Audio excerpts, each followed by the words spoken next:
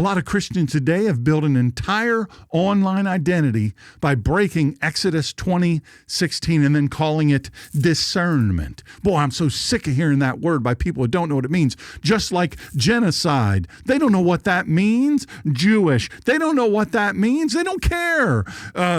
Zionist. They don't know what Zionist means.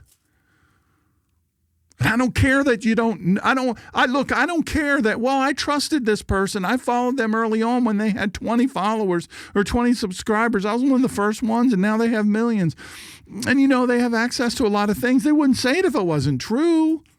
I trust them because they got 3 million, 5 million, so 20 million followers. That is the last thing it doesn't. I did an episode several episodes ago where I gave you the formula, number of followers, even the number of people that would come here, that doesn't necessarily make them true. Not when the click economy, the gig economy, when the more clicks, the more views you get, the more money you get. The more power, the more control, the more influence. That's why they call it a social media influencer, and the influence isn't always good. Look, I'm not saying social media is bad. I say we redeem it for the kingdom. Exodus 20:16. Listen, they violate Exodus 20:16, and then they call it discernment.